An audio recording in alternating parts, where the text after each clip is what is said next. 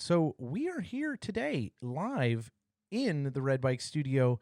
Live to tape. Live to tape, as always. Live to tape. Digital tape to the internet. But we have a guest in our swanky new studio. I posted an space. Instagram of it so people can see how swanky it is. Yeah, we have constructed a cardboard box fort here at Red Bike. But on brand, though. It is on brand. It is bike frame boxes. It is bike frame boxes from our friends at Trek Bikes, which is awesome. Thanks for providing us some sound damping. Chad Brown will send more, please. But those are your friends. They're not out. Friends of the show. Chad Brown. At any rate, we are here in the Red Bike space, and we are joined today by someone who we're just excited to get to talk to. He's kind of like one of our regional friends. He lives in the area, based out of the Indianapolis area, occasionally in the Brown County area if he's down at his cabin, which he apparently made a lateral move to today. not good at looking at maps today. It's a different story for a different time. But he is the vice president of Midwest Devo, quite an accomplished cyclist himself, coming off of a recent injury, but looking to be back in form for the summer in time. Dad to a bunch of awesome kids who all are somehow engaged in this crazy thing. And as I said, the VP of Midwest Devo, none other than Mr. Brett Conaway. Brett, welcome to the Gravel Lot. Thank you to be here. We're stoked to have you. Yeah, thanks for coming. Well, I was going to say thanks for coming down, but now that I know where you were coming from, thanks for coming over. Down and over.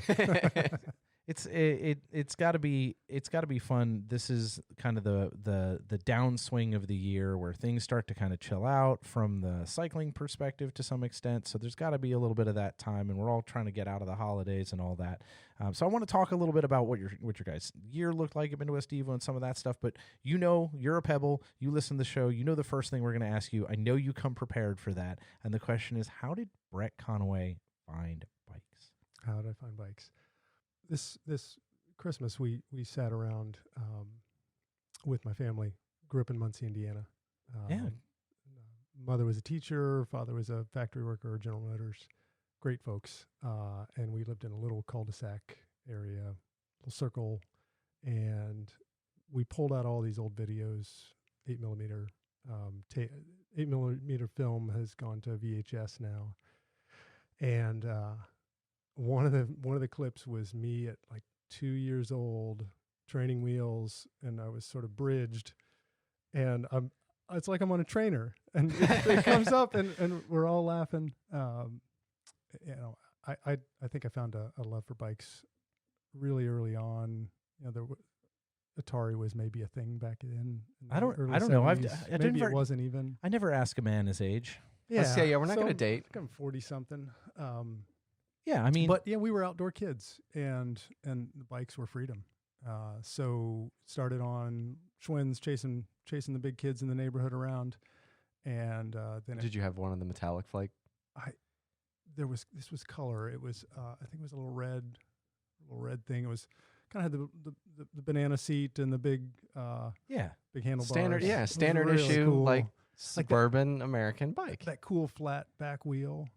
Oh, yeah. I know what you're talking about. Yeah. It's wild. Wide, like flat chopper. Yeah. It was like a chopper, but I don't know if it was that cool.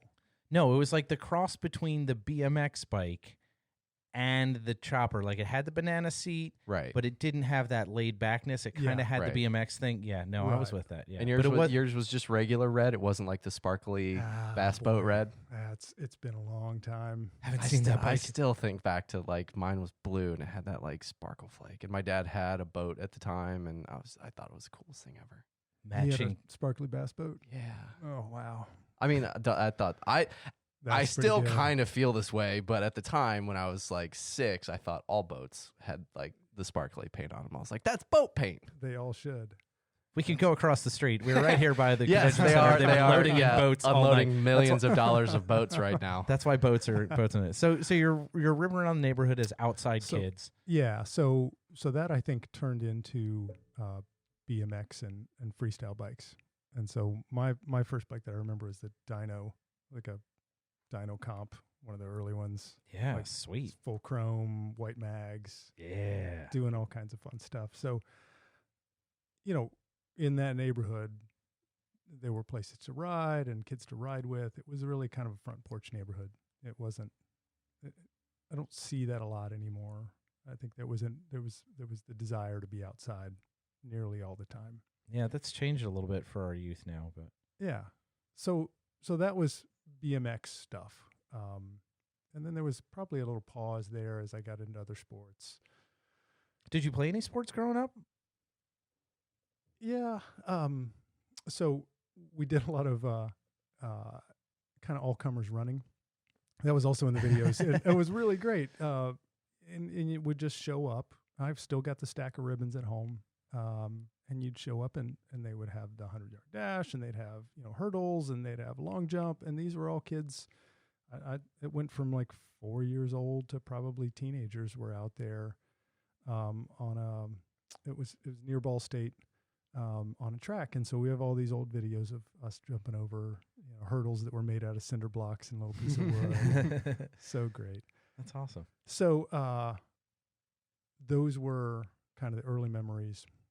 But then middle school came into swimming, some cross-country running.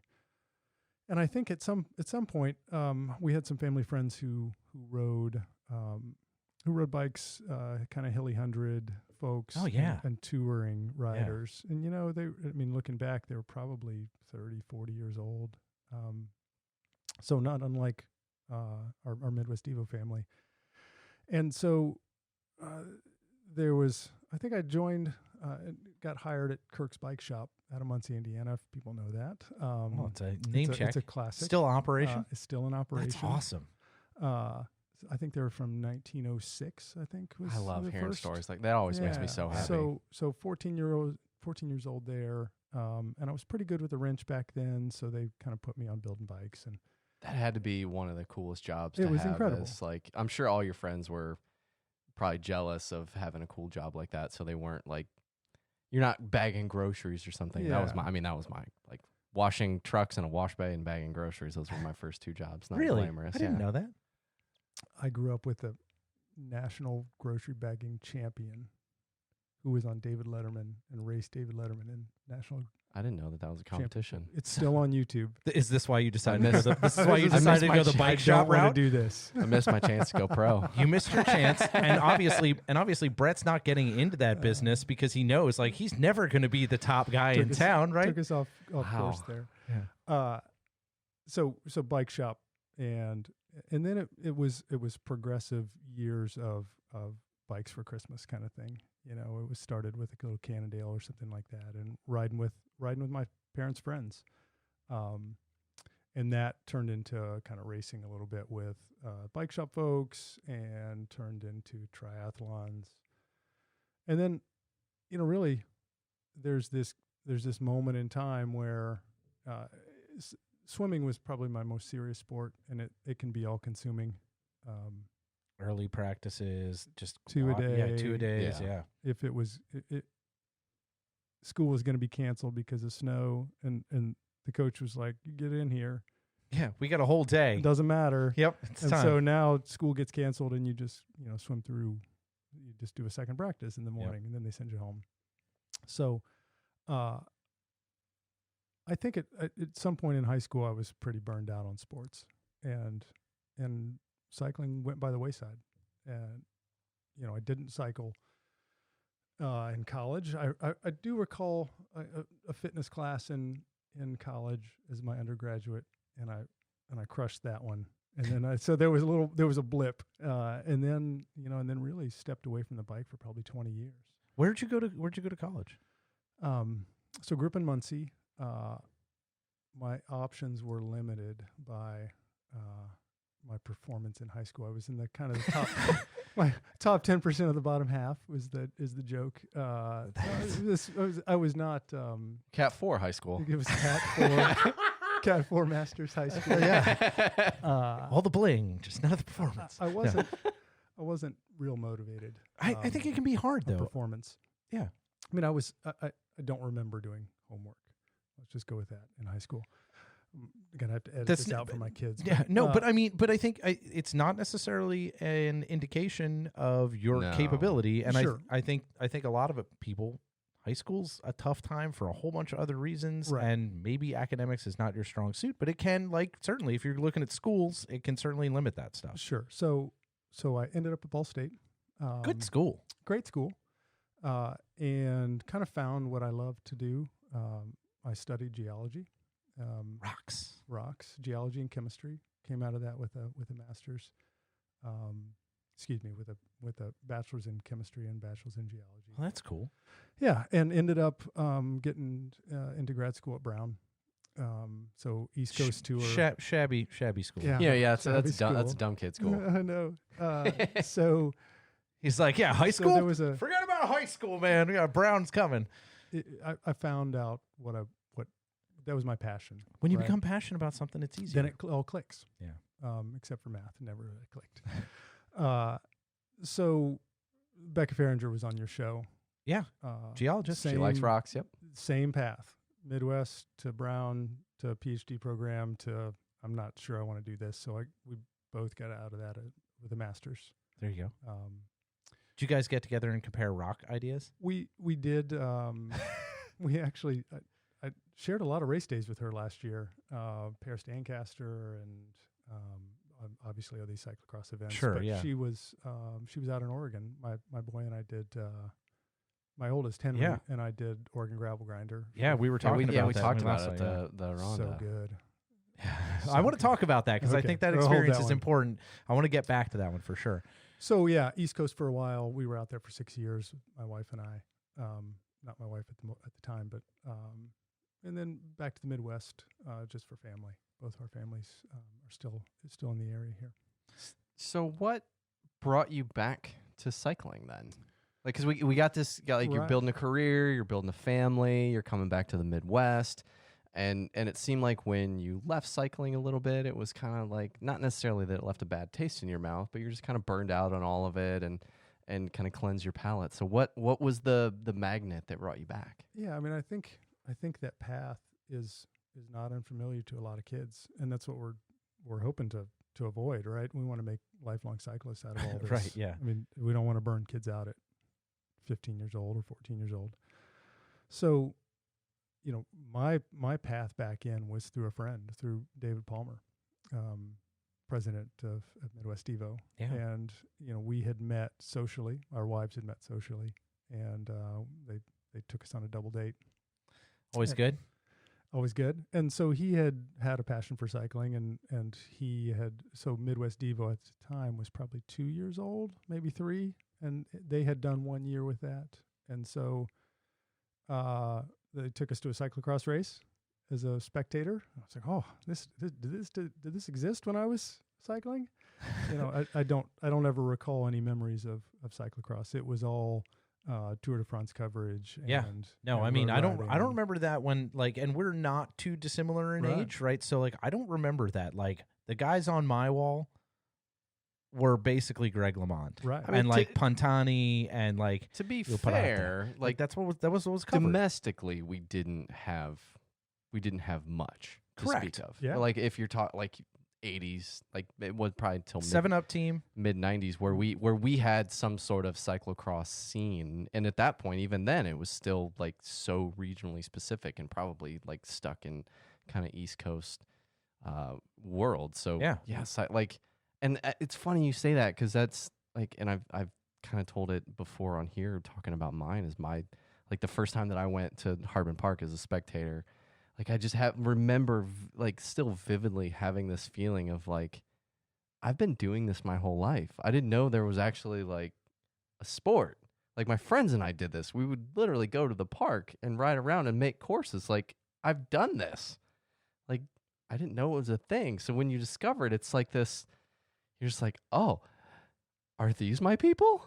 They might be my people. These might be my people. So that's what that feeling was for you then? Yeah, and I think it was the last race of Indy Cross. Oh, that's that the worst year. time. And Who it takes you to was- the last race? I know. Well, I didn't have a bike at the time, That's good. and so then it became, you know, purchasing bikes was not foreign to me. That was not a foreign thing. So, and I still had my old mountain bike. So, you know, a couple little laps of the local mountain bike park. That was clearly I needed a better rig than that for cyclocross, and so it was just 100%. kind of started into a little bit of gravel road riding with that, and then Before it was cool. before it was cool, before it had jumped the shark. OG. Clarify. Oh man, 2020 gravel. And so, yeah, just kind of stepped into that, and with getting back into it significantly was really bringing the kids into the sport. And so, cycling's an intimidating sport.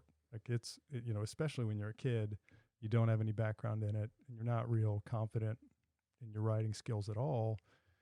We showed up to Midwest Devo kickoff when the Hawks were running it, previous to David and I, and the kids were intrigued, but it was at the velodrome, and you see the velodrome, you're standing there, and it's wow, this is really cool, but I'm scared to do this. I'm scared to ride in It's a velodrome. overwhelming Yeah. to look at it. Yeah. It's overwhelming. Go up to Detroit if you really want to see overwhelming. Yeah. That one is even more so.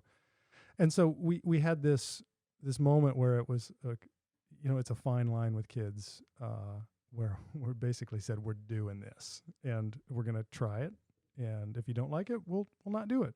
But we're at least going to show up. And that first practice, they just fell in love. It wasn't everything you imagine about your first bike practice was not the case. It was just show up and ride bikes and have fun, and it's not hard. Yeah. How old were the kids at the time? So Calvin was probably 8, and Henry was maybe 11, and not skilled bike riders at all. So they had their, which is That's not. they- Yeah. they come- Yeah, you just said That's- that. Yeah, both of them are not skilled. Yeah. Now that's the Every- opposite now. Everybody listening, that knows either one of them. it's What? it's come on pretty quick. Yeah. And I think it's a reflection of how much they've enjoyed it. So, were you at the first practice with them? Yeah. And What I d- think I was on a bike too. What do you think about that first practice? Because I think we all strive for that idea of like ride bikes, have fun. You have a bike, I have a bike. We should be friends. Like that whole mantra. What do you think was the thing, or was it just like the 1,000 paper cuts type scenario where it was just everything fell into place at the right time, or was there like one keystone moment? I think when you've got this tool, this bicycle, and then you see all these other kids there, and the thing that made it click for Calvin was there was another kid on the team who was he rides dirt bikes now, and he's had a lot of skill, right? Yeah. And they teamed those two together, and Calvin just followed him around all day and watched him do tricks, and it's like he unlocked secret levels in Calvin's mind of like things you can do on a bike. It wasn't performance based. It was just when you find a group of peers, you're not going to click with every single one of them, but you're going to have fun with a few of them at least, and ride around, go up and down the hill, make sure your brakes work. Right. It was I continue to running a junior development team. In a lot of cases, it's a lot like a cyclocross race, right? That first lap, you're 110%. In that first year, it's like, man, this is gonna be awesome. And the second lap, you're like, man, I'm getting kind of tired here. Can't do this. I can't go with this. Oh, my heart. The third lap, you're hoping for a flat, Just want to come into the pits. Mercy just for- killing. Yeah. But what I've noticed is that the kids have pretty low expectations. But they want to come out. The first year, we'd have race plan or practice plans, and we still rough all that in. But you come away from some of those practices thinking, man, I wish we could have done a little better today. And the kids come away like, that's the best practice ever. I mean, they really have pretty low expectations. Okay, so in those situations, what do you define as we could have done better? I'm just curious, like, to get into your mindset. We try to be engaging to all of the kids, and now we've got Devo went from the first year we started think we probably had 20, 25. When It's we still were a on the team. decent group of kids. Yeah, and this second year it was 35, 40, and then the last 2 years we've basically capped it at 85 or so. There's a lot of kids. Holy mackerel! Yeah. That's a big group of kids. Well, and the thing I find interesting about it is it's not just track. It's not just mountain bikes. It's not just road. It's road. It's mountain bikes. It's cross. It's track. It's all of these different pieces combined. So you guys are like year round. You have things going on, and and opportunities to hang out. And I'm like, my goal of this conversation is to figure out what specifically you guys are doing. Sure. And give people some of those kind of tips and tricks for what's making you guys so successful. I love what you said about don't make it about performance, because you're talking about getting burned out. Like that's exactly what your experience was, is you made it about perform, getting up and school's canceled, but you still got to go do 2-a-days from the pool.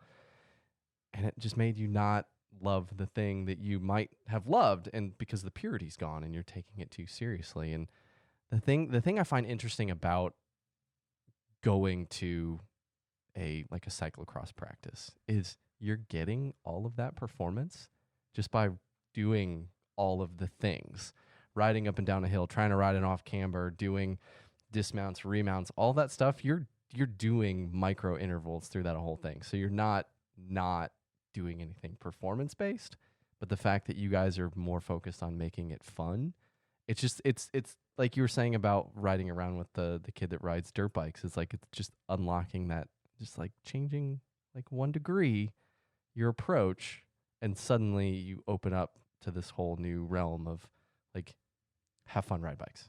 Right, and you sneak all that performance in there. It's like the stuff in the vegetables and underneath the mashed potatoes or something. Yeah, so I guess I'll back up with Midwest Devo, and let's just kind of talk about what we do.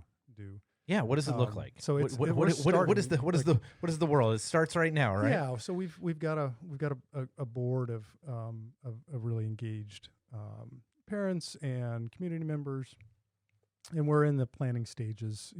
Every year, right about now, we're all doing home improvement projects and preparing to do first board meeting where we're going to kind of set the tone for the year. And so this year, out of the box, we all live in the Midwest, and mountain biking is a challenge in the spring sometimes. Last year we were That's a kind word. Our first 2 months of practices were canceled because there was no place to ride. You couldn't ride a mountain bike in the general Ohio Valley until June. Right. Everything was closed. It's a real challenge. And for good reason, and for absolutely. And for those people, just a reminder, if you don't live in this area and you wonder about trails, the reason that mountain bikers close trails is because we repair all our own trails, and no one wants to do a ton of work because people ran or rode on muddy trails. Okay. But it's also nice to point out that this happens in Indianapolis as well. Correct. It's not just Cincinnati. It's not just Cincinnati. limited to the greater Cincinnati metro area. Yeah. Riding in the mud in cyclocross is fun because there's some place to wash your bike in pits, and it's sort of that's a thing. known thing. Yeah, and grass grows back. Well, and there's already a ton of things put in place for grass remediation, and all of those things are already planned for. So you missed 2 months last year at the beginning of the season, and so you guys are prepping. So the parallel thing that's really 2020 gravel is we do ride. We don't really taking a bunch of kids on the road is terrifying. Oof, yeah. And so we've got a smaller crew of more senior riders that we do some significant gravel rides with. So we went down a land run with the Midwest Devo flag last year, and so when we go into that kind of that territory, we ask for a little more parent participation. And it's tough to take everyone's kid on a gravel ride. For sure. Well, makes for a long, scary day. But that's not just a big gravel ride. That's going to Oklahoma. Yeah, that one is, travel but there, we do, travel back. Right out of Indianapolis, just northwest of Indianapolis, we have some great gravel roads. And yeah, so we loop that into our whole year's training, and that's really more of our performance-based piece of this. So mountain bikes are a big thing in what we do. It's a little unclear where NICA is going to fit into this, and some training and how we merge those two things into this big creation. Are you guys getting a chapter? Absolutely. In 2021, right? Or this year should be our first race year. oh, okay. This will be your first race year. Last year was your going to be, and Yeah. so there were some complications. And we so Ohio and Kentucky get their chapters this year, but no races till next year. yeah, I think we're a year ahead of you. Okay, perfect. That's awesome. So that should be incredible, Yeah. right? And so But how does that fit in the landscape? Right, we're looking. Our passion is more cyclocross. Honestly, we want to be supportive of mountain bikes, and we want to figure out how we can both work on that together, and still have kids race for their high school teams, and really have a foot in both worlds if they want to. So we'll figure that out as we go. Either way, those are great problems to have. Yeah, absolutely. Like, it's a great conundrum to be talking about. Yeah. right. How can we There's too many Bubble options for both up. kids to ride bikes. Yeah. Damn. Sure. This year we're going to try to put more kids on the track. So we've got a partnership with Marian University. We practice out of Major Taylor's velodrome area there. So the Marian runs a junior development cycling piece on the track. So that track piece, we sort of it's a Midwest Devo. We put a lot of kids on the track, but it was really a Marian program, and they've been amazing in supporting us. And yeah, what can you do to replicate what we've done is like find a college like Marian. If you can, those community partners, it's amazing what the assets they can bring to the table for us, and what we can partner with them has been really a blessing over the last 3 or 4 years. Yeah, and you're not going to find, like, not everybody's got a cycling college. No, that's But- Sure. yeah. But a lot of that- communities do have a college Absolutely. with people who want to give back and create stuff. And if you can find those partnerships, that's a Well, really good Club one. teams. Yeah, club teams. It, we talk about it all the time because it was part of your rationale for going to IU. Is there's not an incredibly strong before there wasn't an incredibly strong cycling scene. There's nothing like what Marion has at IU, but they created an entire event that is an iconic Midwest event based around bikes. So like chicken, egg, like Right. yeah, you guys are 100% blessed having Marion and having their support and having them just nearby to kind of afford you all of those opportunities. But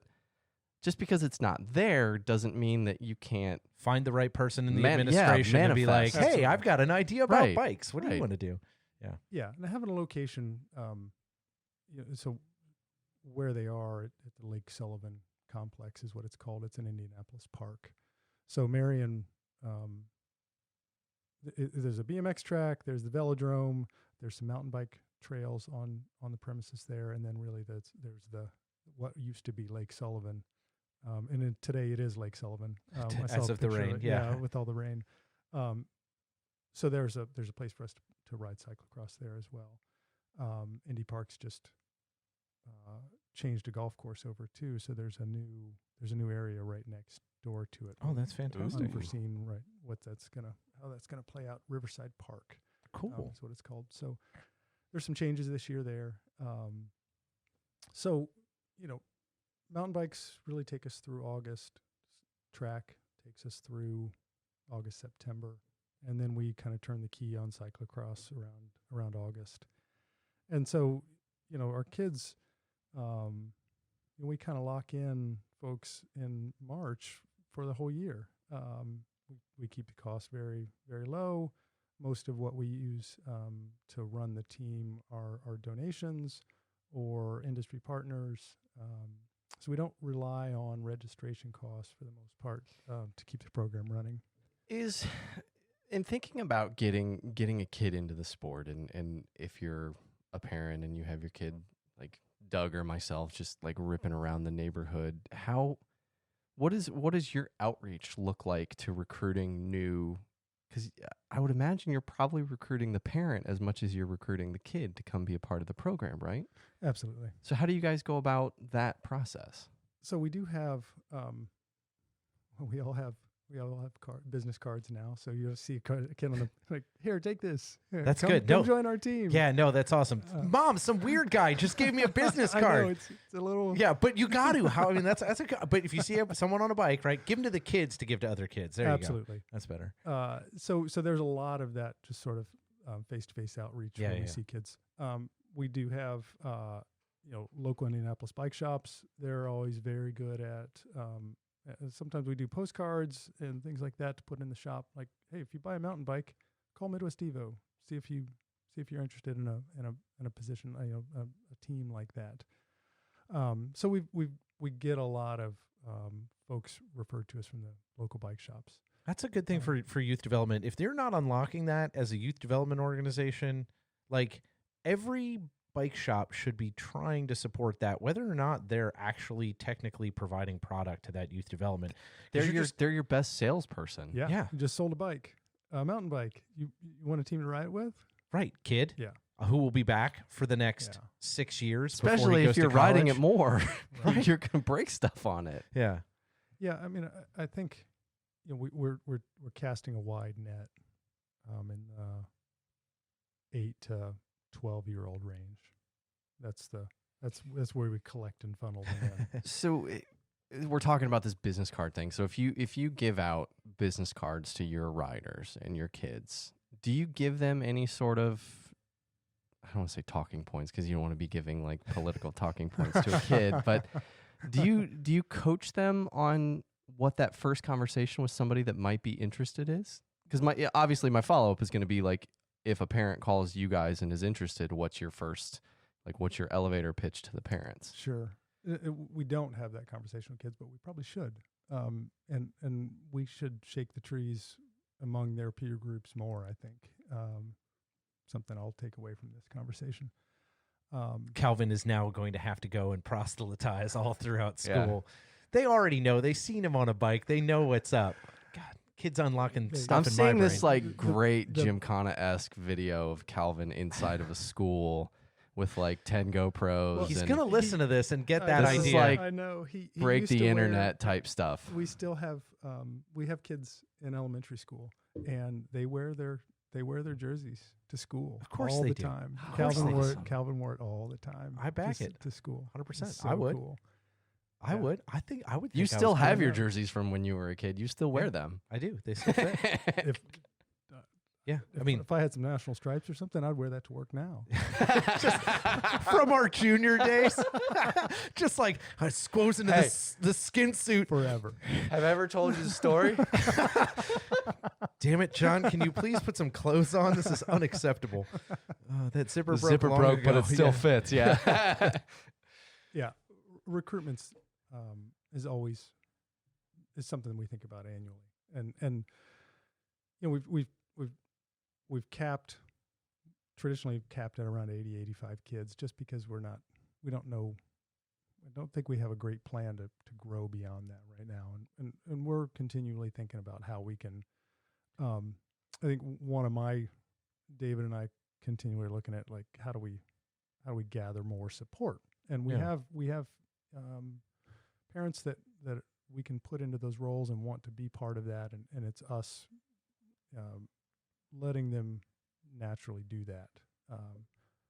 We're going to make some inroads on that this year that'll free David and I up to maybe expand the organization a little bit. Yeah, I mean, there's always a bandwidth challenge. Absolutely. And you're talking about burnout before and that thing, and the We're only on way to lap prevent 4. it, right? Yeah, we're on lap 4, right? 5 to go. Yeah.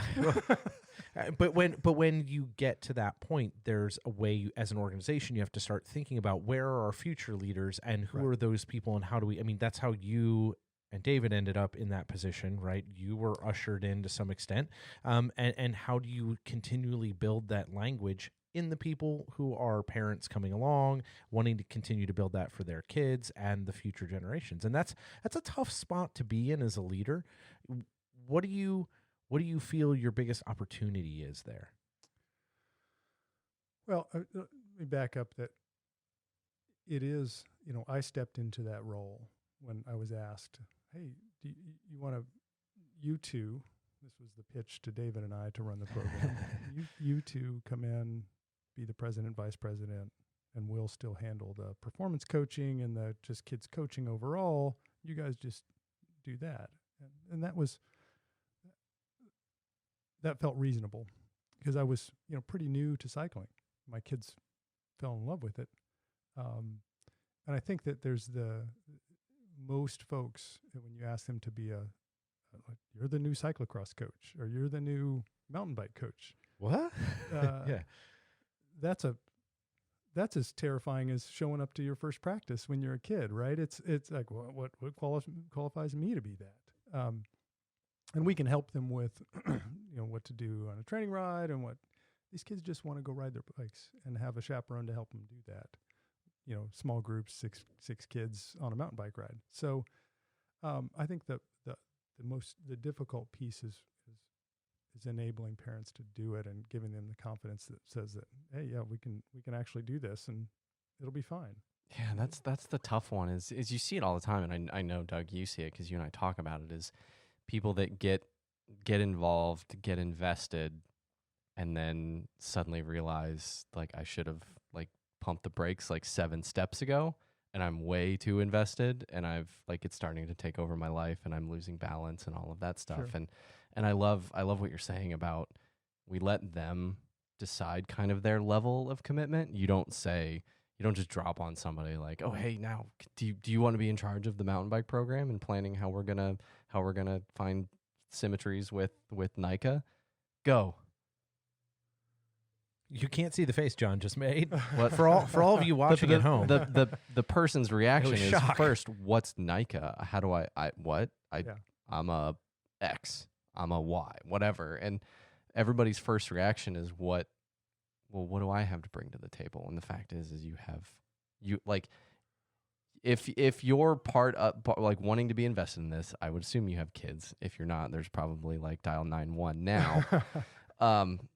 But you have kids. You've clearly raised them. They've made it this far. You have something to bring to the table in terms of that nurturing mentality. And beyond that, putting an actual like cyclocross practice together is like 3 things. Right. Like you have 3 skills maybe that you can do in that hour and a half or 2 hours that you have the kids. And then it's like orange slices. Let's have some juice boxes and orange slices and then let's go home. And if you want to go ride, we're going to do a group ride over the weekend and just make sure no one gets dropped. But it's like the natural assumption is the bar is so high. And then when they go and try and clear it, suddenly they realize they're like, whoa, I did not mean to be the vice president. Yeah. How did I get here? It's certainly not, it takes a lot to overwhelm me, honestly. So I'm not overwhelmed in the program, but I do think that as we stretch more towards like a full year program that's free and all volunteer based, we need to do a great job at having the other members of our team and the family members of our team that have bubbled up to the top and said, hey, we want to help, empower them to go and help and give them specific tasks to go do that. That's because it will, it burns normal people out. Empowering, that's like the opportunity there. Right. And I think it's wise that you guys are thinking of that before you've hit your limit, right? You may be on lap 4, but you're like, all right, I'm settled into a comfortable pace. Yeah, settled on a comfortable pace. I'm not gonna make any attacks right now. Can't go any harder. Yeah. But I might need a new bike in the pits, right? And so, it's about building that bandwidth in other ways you can find it and finding those people. And I think the opportunity there is really, really clear. And it's cool to hear you guys having your head in that space before it becomes untenable. Right. And go ahead. I was going to say that the other piece of that, like jumping on that process, and we talked a little bit about it with you and Henry, going out to the West Coast earlier, but like your kids are growing up and they're going to find other things that they want to go do. They're going to want to expand their horizons, whether it's on the bike or off the bike. And you're going to want to be a part of that because you're going to involve dad and you want to be a part of what they're doing and you want to share in those experiences that they're growing up and see it through their eyes. And like, as they grow up, how are you finding your life trying to maintain balance of spending the time with them, with your partner, with like doing things as a family, doing things with each one of them individually, but also managing the other, 83 kids Yeah. and sets of parents. man. And it's probably harder to manage the parents. I think. Yeah. Sounds tough. I know. I think this is the time that we need to crack a beer. This is definitely the time we crack a beer. Pause. Pause for beer opening. Station identification. Let's do this. All right. We're back from our beer break. Yes. Back from beer. It's fantastic, by the way. So anybody that wants to join us on the podcast, you can bring beer and you can be on the podcast. That's how this That's works. our bar. That's the bar. Low bar, John. I think when John spilled all that out, when you put all that out on the table, it's pretty frightening amount of stuff. Full-time job, run a bike team. Yeah. Did I make a mistake? Right. Yeah. He was just bragging about how calm he was, and I now his know, voice now- is like now up an I'm- octave. Now I'm worried about all this stuff. We have Midwest Devo can essentially run without me at this point, which is great. That's what you. Uh, I mean, that's what what we want, That's what you right? want to build, That's right? a huge We wanna do- accomplishment on your part. Yeah. At least for most of the year. Yeah. And so it does afford us the ability to still have family vacations, and if it didn't, it would be unsustainable. Sure. Because the reality is I've got and next week he'll be 16, Henry. Yeah. And so he's a sophomore and 2 more years before college, and we love that kid, and he loves us. He likes to be at home and ride bikes with Dad, and it's incredible. So, and Calvin's 13 now, so we're starting to see the future, and I don't know how they're not going to be around all that much longer. So my family, my oldest, he rides a bike like a man. I mean, this was the year that he dropped Dad. So it's also the year that we got to go do some fun things together, father-son stuff. So going out to Oregon Gravel Grinder for 5 days out in Bend area, we got to do that. There's a very different performance level between my 2 kids right now. Calvin's still right around the 5 foot tall level, and Henry's 6'2" now. Right. So Yeah. there's- Henry is like there's- just. there's been a big Yeah. big gap in what he can bite off, and he can bite off a 5-day stage race now. That's an impressive it thing, was- and it's not a small stage race. No, it was a big week. Yeah. It was 30 some hours on the bike. That's a lot. 36,000 feet of climbing, I think. Jeez, oh Pete. So it was a big week. So those were, and Mom has started to ride bikes this year too. She did Lionheart CX this year, and Yeah. she gets a few cyclocross races. That's in the awesome. Year. So we're pretty good family harmony right now around the bike.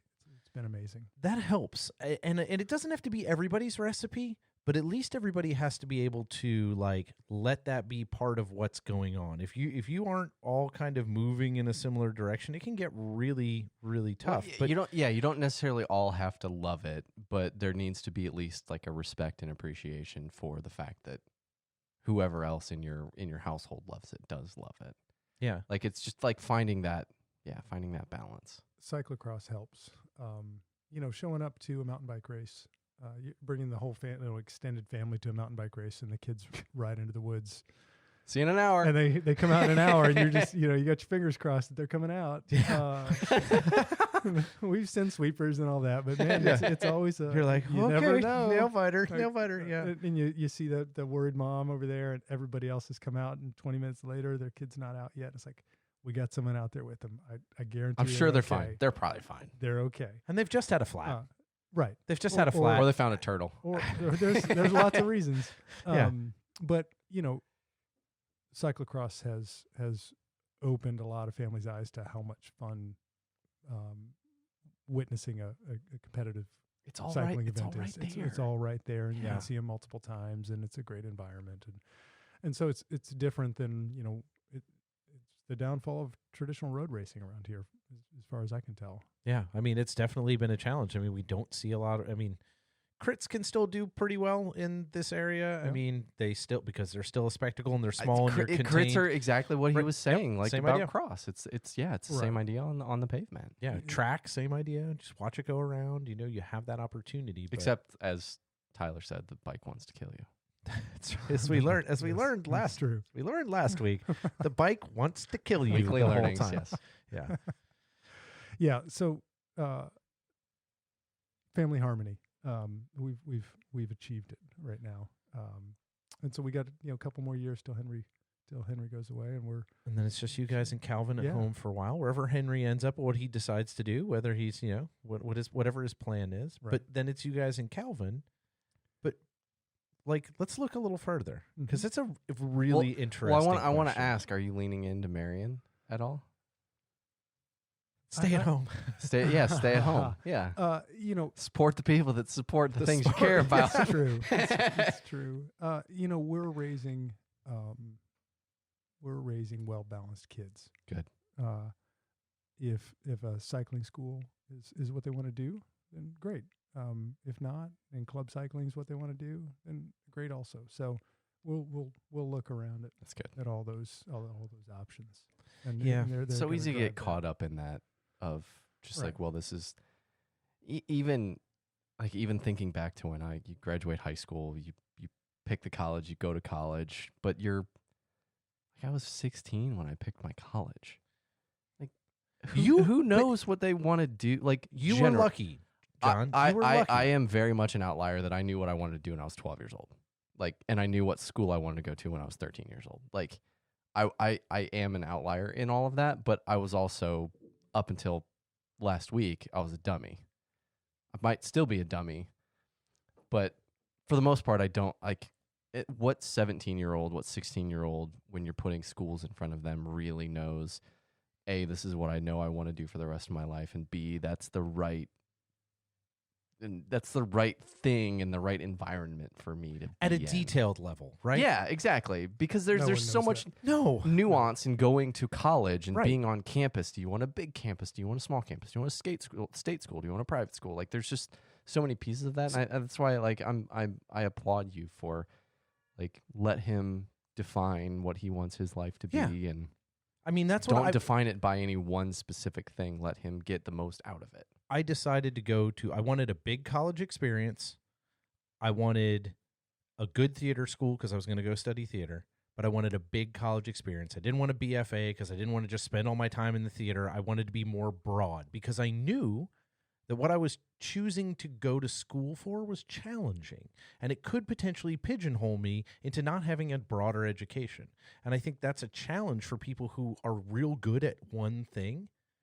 They put all those eggs in that basket, and sometimes it doesn't pan out. So it is like, I agree with John on this, like having that broader view of the world. Like, no, I'm a well-rounded person. Maybe I'm into some sports. Maybe I'm into geology. Maybe I'm into theater. Maybe I'm into design. But giving them the opportunity to define that and say, here's my loose. We've even talked about perspectives. it with some of the pros that have since retired, whether it's Jake or Amanda or all of these people, that they had so much wrapped up in that identity as a thing that when that thing goes away, there's a lot of them that fall into depression and fall into like, what am I, what do I do now?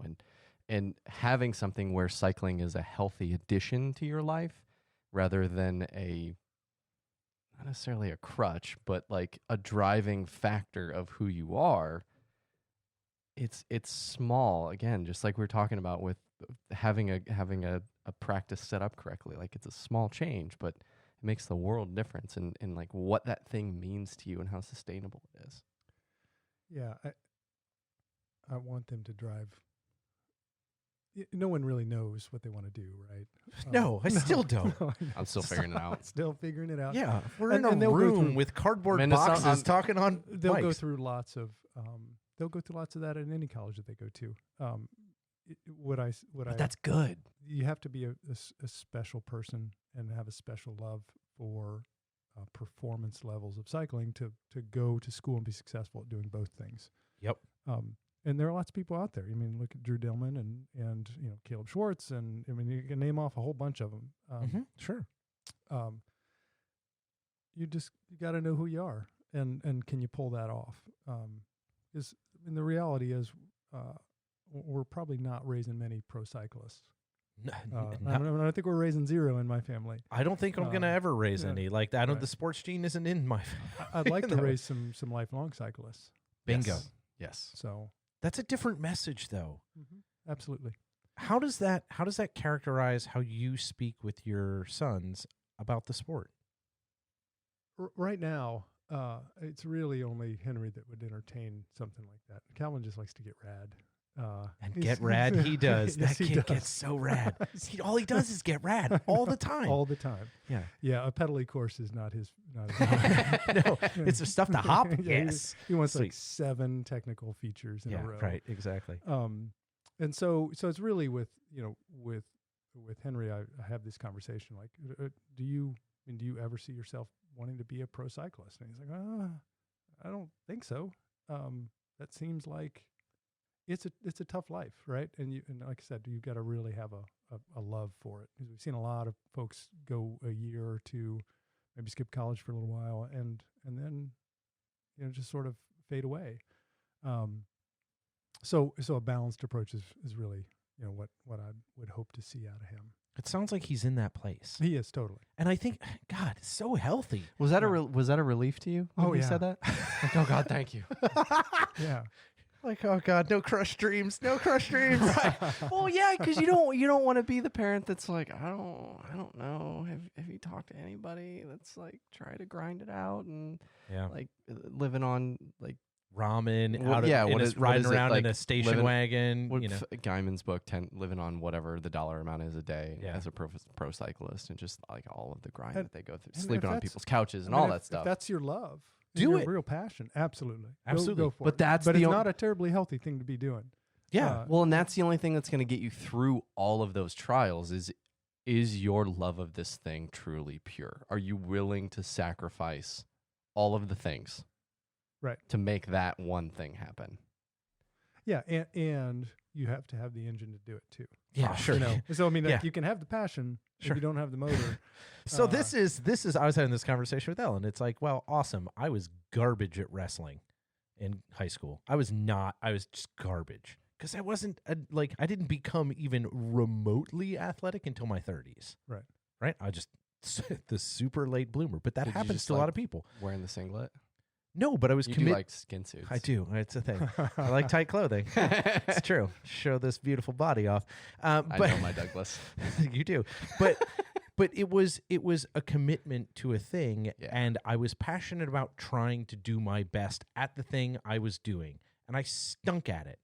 But I had fun doing it, and I learned a lot of good lessons, and it made me a better person. And I recognized it for that and enjoyed it in the moment for that. And I've got a lifelong passion for watching UFC and wrestling and all that stuff because I did that. And I'm like, I identify with this. I understand it.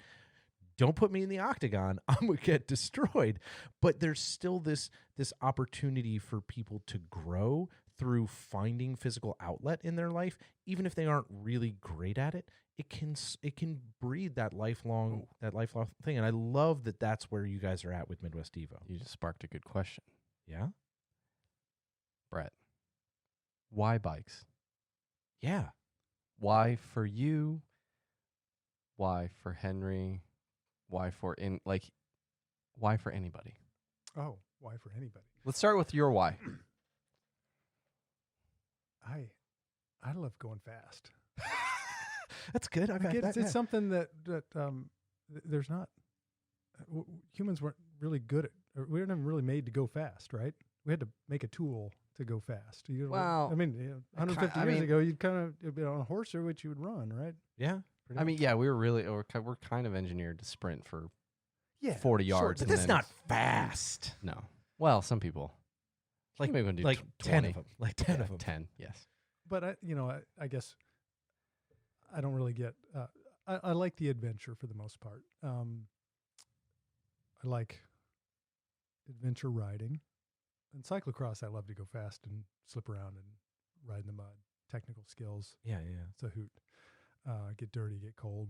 It's a real experience. It's kind of all wrapped up in one big emotional event.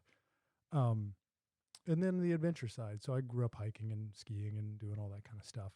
And so when we go down to Hoosier National Forest, it's like, let's go find an old bridge or, an old road that doesn't show up on the map. And let's just go out and have a blast, have an experience out there. And so bikes enable you to kind of get places quickly, like a hike, 2, 3, 4 mile hike is a, solid afternoon, but, with a 40-mile bike ride, you can cover a lot of ground.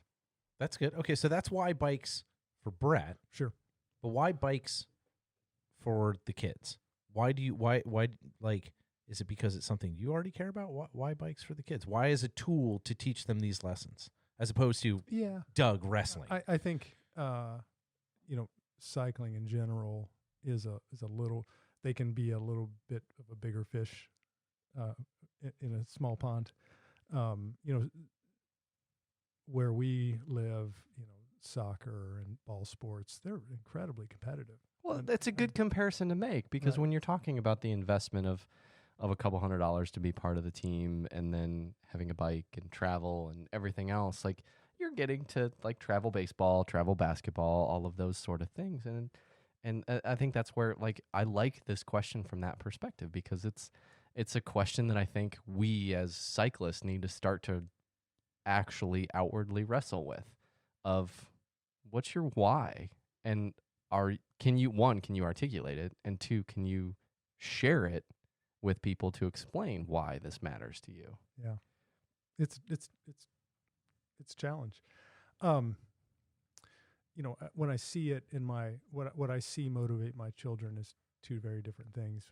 Henry's motivated by the adventure side of this too, and just seeing beautiful places.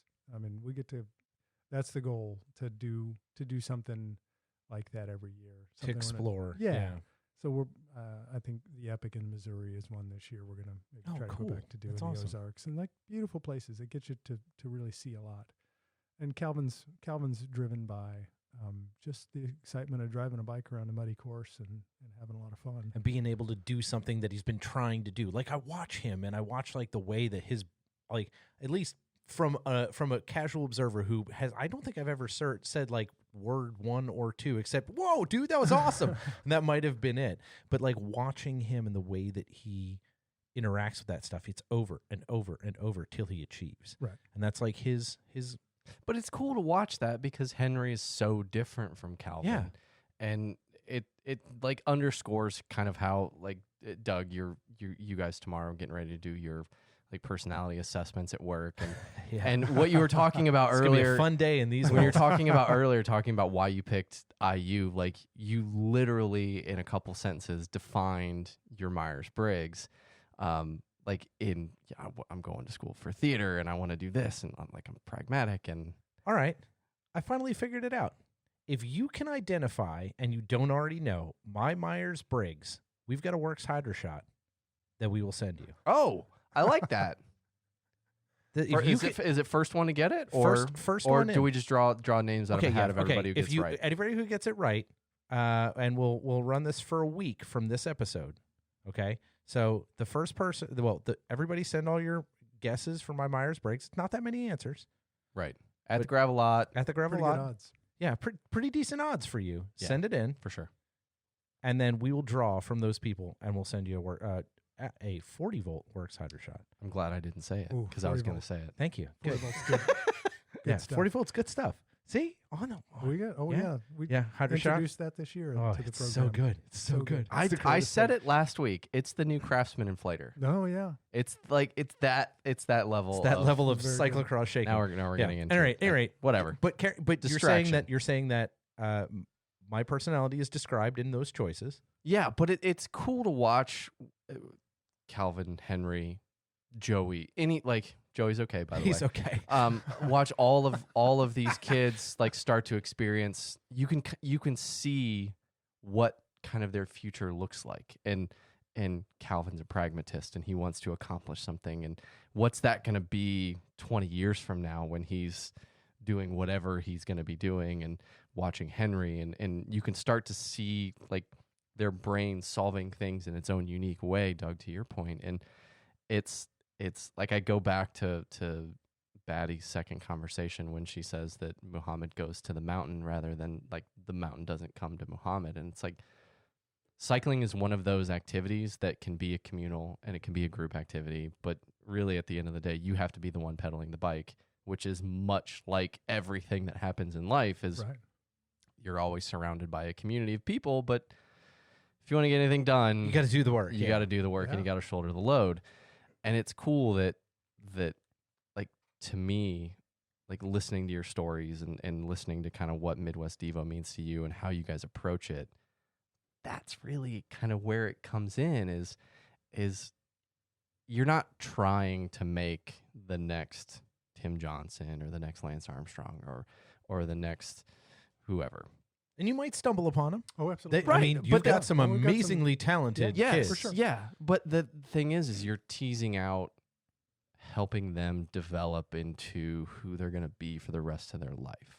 And you're teaching them the skills that it doesn't have to be about performance. It doesn't have to be about results. Go have fun. Go have fun and share it with somebody that you know is going to enjoy this. And that to me is what makes something become tenable for a life.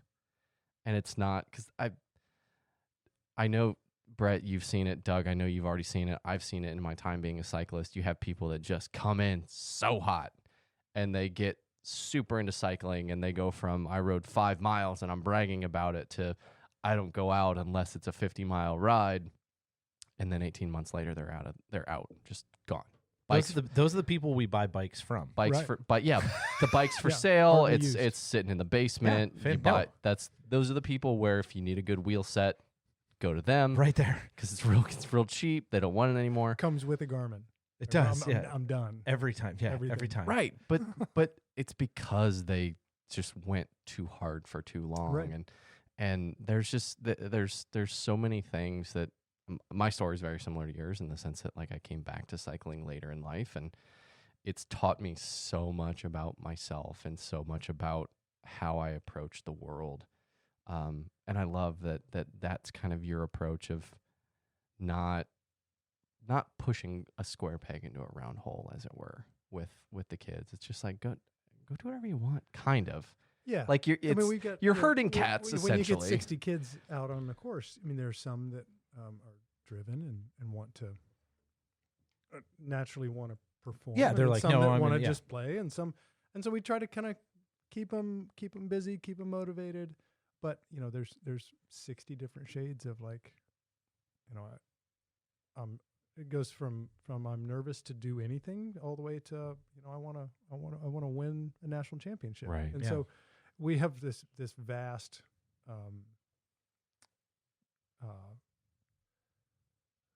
portfolio of kids. Yeah, Like, palette. Yeah. it's wild to see. And so we kind of group them up, and David takes the younger kids off and they go ride and get ice cream or something like that. And That sounds that's like fantastic. an I want to be on that incredible ride. memory, Yeah, I want to be on that ride. Yeah, it's a great one. And then, some of our older kids, we go rip around and like do something super rad 700 times. And they're like, they Right. come away from that like, that was so much fun. So what's it like when you see a kid make that maneuver into a different space? What's that feeling like for you guys when you see someone say, okay, now I'm done. Like, I'm done just being, I don't want to just do ice cream rides. I want to switch. What does that do to you guys? How does that feel to see someone changing their modality in that space as a kid? We get that. So everybody starts in sort of that first group. Sure. And then it's like, go see Coach Brett. And when you've moved up, and I had this kid this year, and he at the end of the practice he said, do you have any feedback on what I can do better, to what I can do? And like it was a pure like coachable moment. He's like, I want to get fast. I want to learn how to do this better, purely from the heart. Like, this is a lot of fun, and I want to be better at it. And I love that. That's what keeps me going back. Yeah. I mean, it's got to keep. I mean, that's got to be the fuel. Yeah. What stuck it for me in the first year, and this was before we took over Devo, or agreed to take over Devo, was right before Asheville Nationals. So what was that, 2016? 16. Beautiful place. Oh, so pretty. I want to go back. Ride bikes there.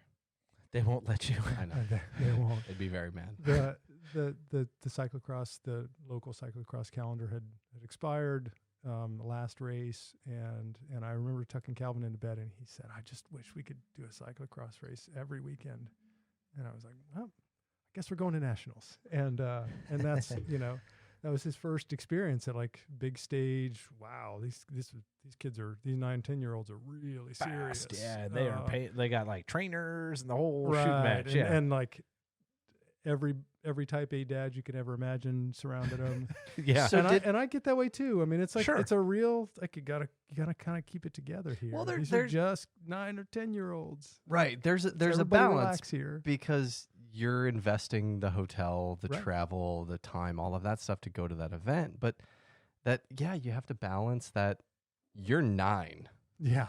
Like, be 9. You are 9. Be 9. What was I doing at 9? What were you doing at 9, John? Jumping curbs and doing skids. We talked about this last Skids. week. Yeah, skids. Oh, skids. He just made a face.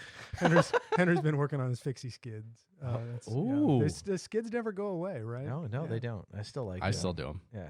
You do them in the middle of a road ride down a hill at like 40 This and is the sketch it. this It is scared the the shit out of me. The best part of Gravel 2020 is now I can do all of the skids and 6 not hurt skids. tires because I'm the Yeah. one now replacing tires. I can do 6 skids. Dad's not gonna. I'm gonna tell your dad Hi, every Dad. time you do a skid. I'm gonna be like, "Hey, John's been skidding again. Can you talk to him? Can you please let him know? It's gonna." Just like a drug. We do have this. When there's a skid at practice, I always, every dad is like, looking. Who did that? Whose skid was that? That better not been on a Tires are- tubular. Is that a tubular? Yeah, jerk. I'm gonna have to remount that sucker. I just glued these all up. Well, but it's a good transition of, so how did you as dad handle that, going to nationals and dealing with that? God, I don't know how to describe it. That Pressure level cooker? that Yeah. level of extra. Because it's the dads are extra, the kids are extra. Like, everything is just bigger, it's more boisterous. It feels like there's more on the line, even though, again, as we said, you're 9. Nothing more on the line. Yeah. Right. Yeah. It was. I look. back at The only those- thing on your line is your fashion choices when you're 40 and you're trying to squeeze into that 9-year-old skid suit. But Yeah, I look back at those pictures recently, and they were just babies, and we had no idea what we're doing. Yeah. And it's still a very welcoming community, 90% of the time, and that other 10% can be a challenge to deal with. But I feel like, me personally and my family, we walk right in anywhere and feel comfortable with it. Well, But it's not. But it's like I said, especially nationals, a very intimidating environment. Yeah. Well, I mean, I guess the thing is you could walk out here on the streets of downtown Cincinnati, and that percentage 90-10 goes to like 60-40. Right. Right. It's like 60% of your interactions probably not going to be super welcoming and Right. awesome. Right. So, like, on the whole, it's far better odds. far better odds than regular life. But yeah, it's just like I went to spectate that nationals, and it felt bigger than other national. Like, it felt, this is absolutely nothing against Louisville Nationals, but just the fact that the Biltmore's in the background, you have to go through security at the entrance of the Biltmore to get in, tell them why you're there. Like, it just felt bigger. Everything about it felt more grand, more robust. Just, it was more spread out than other events are, because there was the downhill section, there was the big climb section, there was just, it was so spread out. It just, everything felt larger than life. Right. It was certainly my favorite. My favorite So course. good. Yeah, it was incredible. Missed it. Yeah. Oh well. Amanda still talks about it. I know.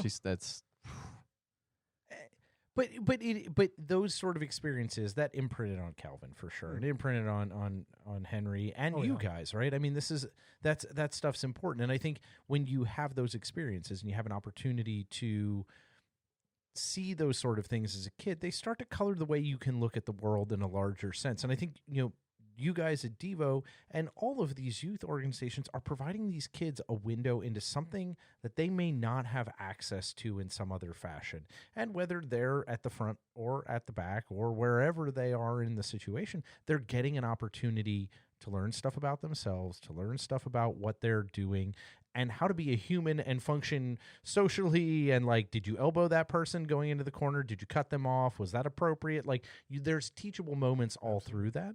And I think that's really awesome that you guys have made that where you feel that you need to operate as an organization. It's wonderful. We've chosen to put into that registration a mountain bike race and a cyclocross race. And so, the kids, we encourage everyone, like, they've paid for it. And so we buy out a cyclocross race and we buy out a mountain bike race for all the juniors. And traditionally we've done that for every junior that shows up across the whole community. That's awesome. And we want to we want to break the seal, because there's a lot of kids that they think that a race is something different than a practice. And really it's just everybody's going to line up and go off together, and you can ride at your own pace and have a lot of fun. And we've seen a lot of success with that. They do their first race and now the mystery's gone, and hey, that was a blast. I could do a couple more, and the fun and the skill level kind of goes up from there. It seems to bring kids back, year after year. I like that as a model. That's neat. Yeah, because it's a perfect point, Doug. It's so much bigger than pedaling a bike. Oh my God, I can't interview for that job. It's blah, blah, blah. It's here. It's whatever those things are down the road that can be as they're just mental barriers that are holding you from doing a specific thing. You're showing them basically the kind of roadmap of like, no, all of this stuff is, people do that on a regular basis. It's not, Remember when you did your first bike race? How stressed out you were? Like, yeah, just get up and present in front of the class. You have to do this. Go line up and ride your own race. You got to do some things that are uncomfortable. Yeah, until they become comfortable. Yeah, or be like, that was uncomfortable, right? And I kind of would like to leave that over there, and that's fine. But if you don't toe the line, absolutely. That's step one. It's a good life lesson. Exactly, and I think that's important. You're providing all that. So now you guys, as things continue to grow, you've got a son who'll be off to college hopefully in the next couple of years. Calvin's not getting any younger. No. This is not how this works. I'm not getting any younger. None of us are. What do you see on your horizon for you? What are you looking at? What are you excited about as those things continue to grow? Obviously, you're engaged in their life. You're going to be doing that. But what are you looking at, like down the road? What are you looking at accomplishing in the world? Do you want to stay engaged in the cycling community in that space? What does that look like for you? Yeah, I mean, I think. I know, like six years is a long time out, right? No, not really. Blink an eye. I mean, you'll be on lap 8. You'll be on lap 8 in 4 years. Whew. Ouch. That's the bell lap, right? Oh, yeah, man, it is. That's a lot of laps. I'm certainly not. There's no imminent departure from Devo. I'm still having a blast doing that. Still engaged with all the kids. Love doing it with my family. We're going to be at the races anyway. It's a pretty easy thing for me to continue to support. Man, Gravel 2020. That's how it is. Yeah, that might be the new hashtag.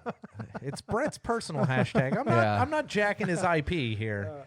No, I personally, I still want to do.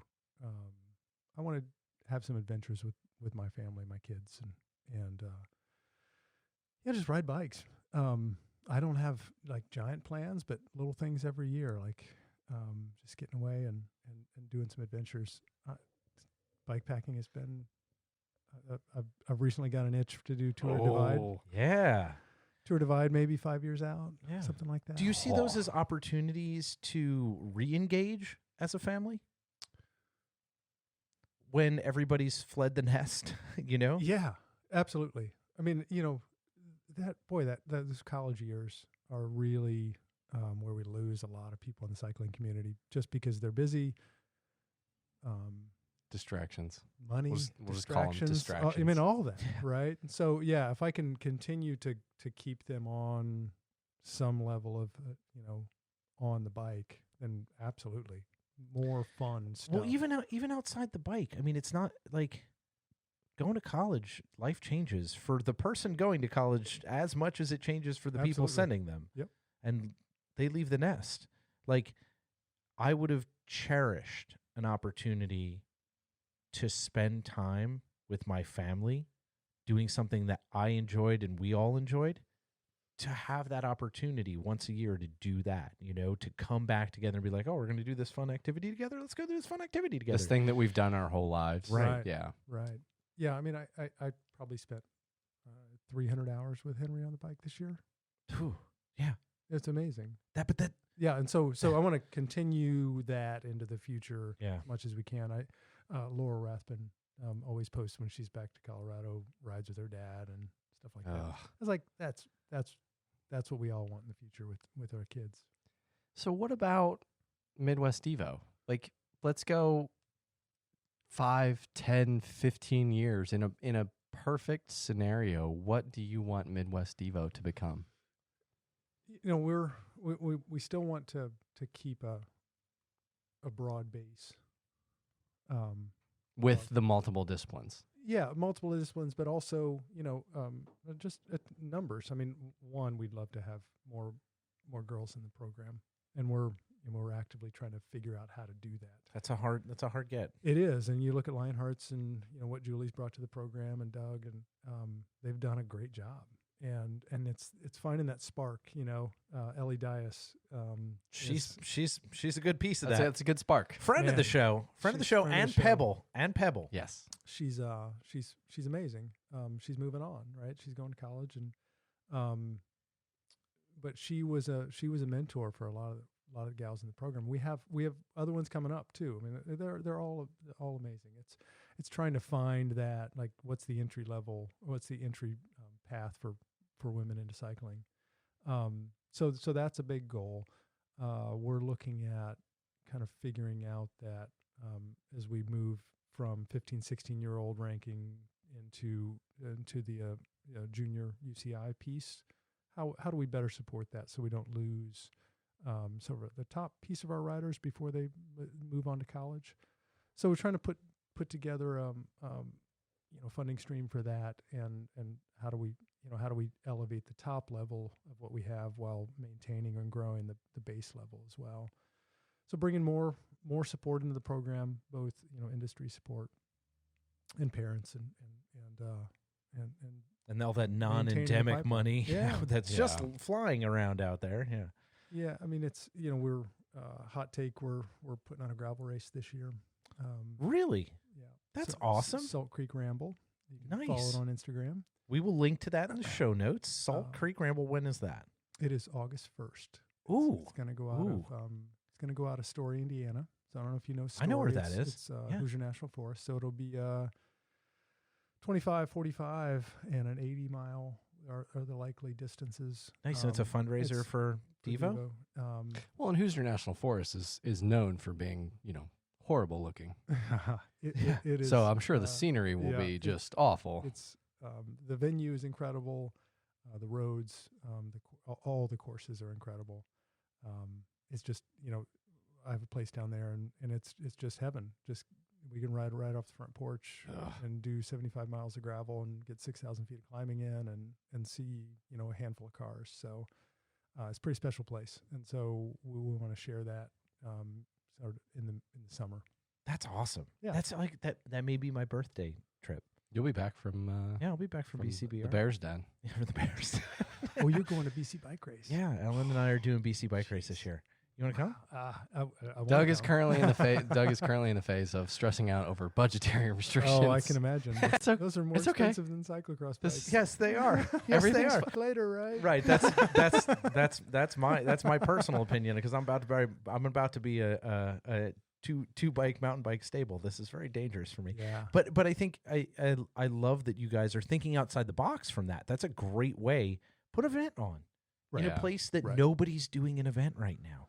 Right. And one of the things that we do have some industry partners, bike shop partners, and we've built a fleet of bikes for Devo, and we continue to expand that program. And that's been a big barrier to a lot of people for cyclocross. I mean, you say, the joke for BC Bike Race, I'm like, those specialized bikes are expensive, right? It's, not everybody has that 4 bikes. Yeah. So putting kids on bikes, and removing that barrier has been something we've been working on for the last 3 or 4 years. Library bikes. Library bikes. I like that. That's like a great way to put that concept. Library of bikes. Well, and to pair it with actually putting on an event, because there's obviously across the country, there's no short of gravel adventure style events, but they do seem to end about mid-July, and there's like a huge chasm that comes end of July, beginning of August, and it's one thing I would challenge more people to be a part of is putting on an event and raising money for whatever your cause is. It's a very viable option. People do with 5Ks like it's going out of style. Yeah. It There's doesn't a 5K, matter. There's a 5K for every cardboard boxes. right. Like there's a 5K for everything. Right. It's a reasonable. I mean, the next thing we're going to hear is like, there's too many gravel races. And Oh, what a shame. That'd be, it's like the Midwest Devo Nike problem. Like, oh darn, there's too many gravel many races. choices for you to go participate in this sport that you love, and Right. and whether it's race a gravel race or just finish a gravel race, train towards doing something big, like that to me is like I love what you said about like you, right off your front porch you have 75 miles of gravel and you see a couple cars. Talk about lowering barriers for getting people out and getting people over their fear of being out on public roads, and being able to go ride your bike kind of quote unquote publicly is remove the cars from the equation. Absolutely. And like to me it's kind of a no duh. Like, well, why did gravel blow up? Really? Why are you asking that? Like, why did it take so long? I think If is you more don't, the question. if you don't know that answer, just go ride on a gravel Do route. it once. Just go ride on a gravel route with someone who knows where they're going. Right. Just Find, go do it once. Yeah, one of your That's it. friends that Done. has do a 10 miles. 10-mile loop that does Enjoy. like Find some that old does metal like bridge. 600-700 Yeah. feet of climbing. Find some cool spots to pull over and Right. take pictures, and like take one and call me in the morning Sold. type thing. Yep. You'll get it. Soul ride. That's what we call them. Yeah. They go out- are. Go out with, it rekindles the love for the bike for sure. When you get a nice gravel ride, you've never seen these places before. Yeah, and it Incredible. doesn't necessarily even have to be gravel. Again, like air quotes, that those rides that are just out away from developed area Absolutely. where you don't run across cars. Yeah. I mean, we have some of those here in Cincinnati. We don't really have any gravel in the kind of greater Cincinnati area.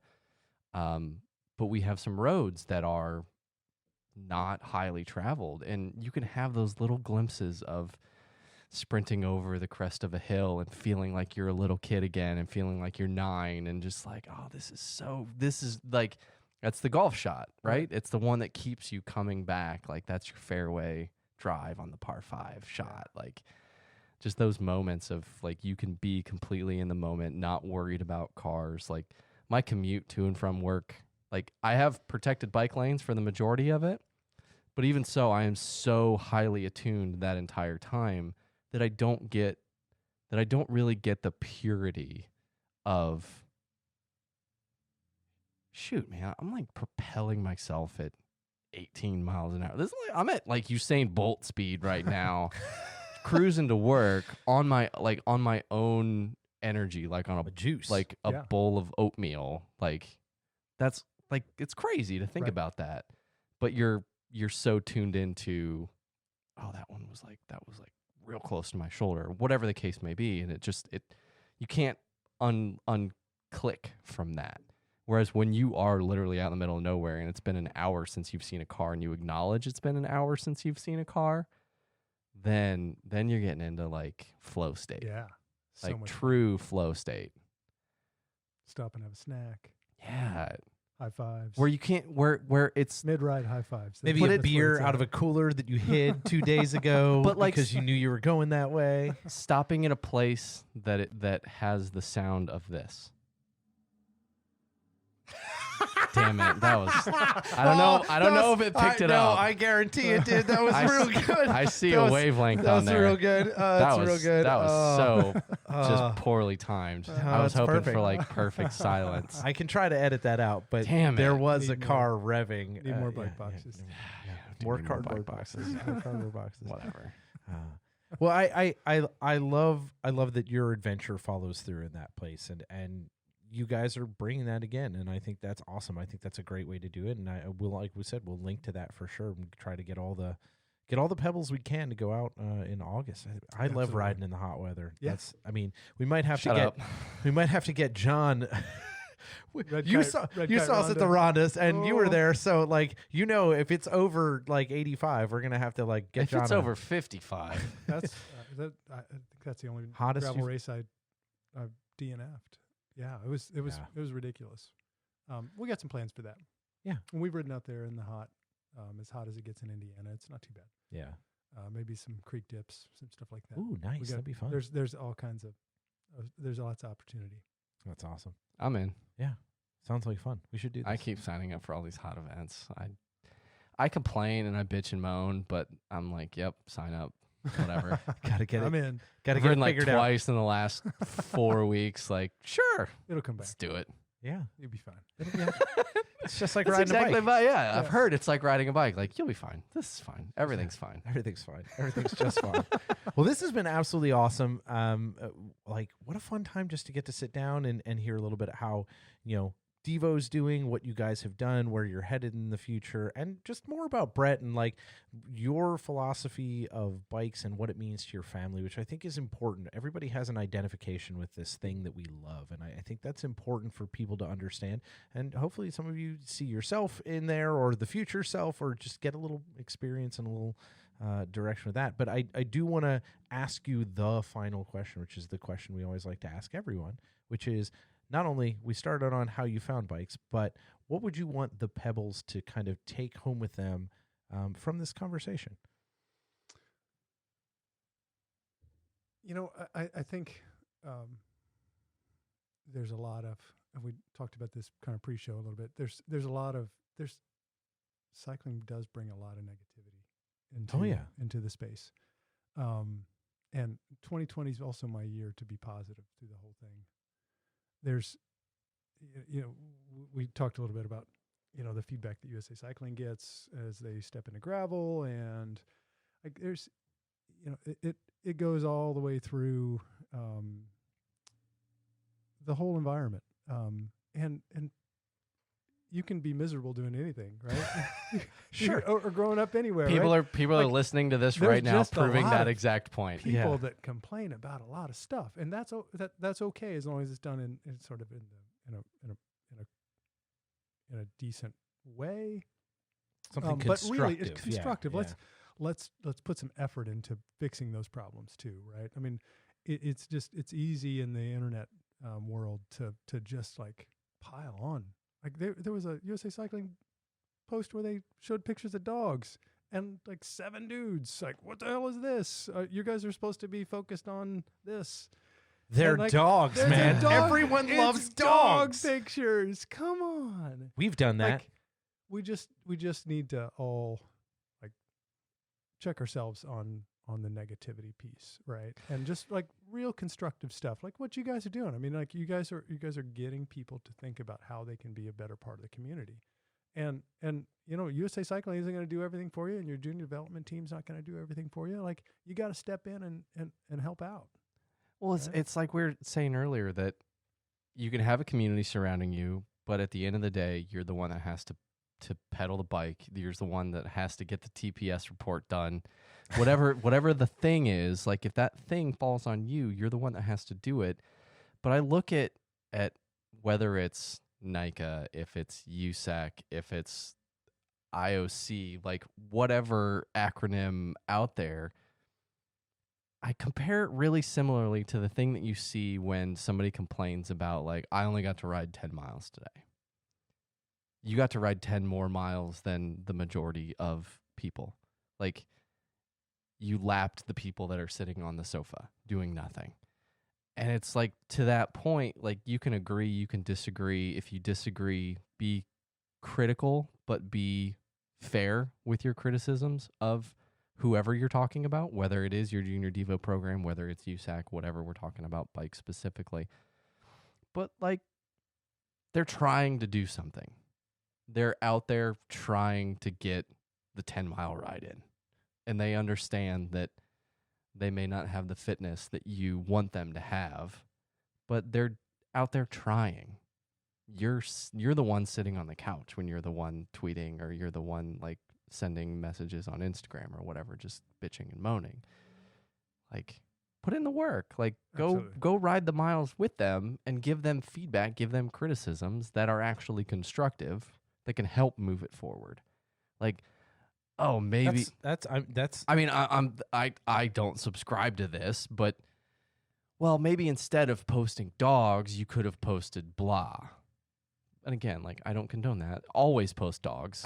I was going to say, this is like your mantra. Always post the dogs. Every day when I go to post an Instagram, I'm like, I have like 35 photos of my dogs, and I'm like, can I post a photo of my dogs on gravel lot? Yes. Probably. Yeah, we can do that. I mean, Murphy's been on with his Knox gear. That makes sense. It's like on brand. That's on brand. It follows the mission. But like, shit, man, like, just do something. Like, don't just complain. We're in a show up. We're in a tiny community. Like, Yeah, it it's is really so much. tiny. Like, People and think if you that it's got a problem big. with USA Cycling, like, call Lindsay or call, like, you can call somebody. You can call Jesse. You can talk to them. Their emails Like, are these posted. Their aren't- phone numbers are posted. These aren't people that are hard to approach, right? No. And so there's a lot of people that spend the majority of their time complaining and really just need to figure out how they can help, right? That beautiful, big, giant red Christmas bow. That's that's it. Don't complain. Figure out how you can help. Yeah. I love it. That's what you did. Yep, absolutely. That's what you've taught your boys. That's where your mantra is. That's what you're teaching all these kids in Midwest, is like, you may not be the biggest cyclist. You may not be, winning Olympic medals, but give and be engaged. I love it. Cool. This has been absolutely amazing. Yeah, Thanks this for was coming great. out. Thanks for This is coming down. awesome. We really Coming appreciate it. over. Sideways. Over. Sideways. Yeah. It was like an L. Which one was it? Was it L or was it stage stage- left or stage left or stage right. Stage right. We're unsure. There's a long conversation I that's on told the you cutting guys room that. floor someplace. We'll talk about. So, well, thanks a bunch, Brett. We Thank really you. appreciate it.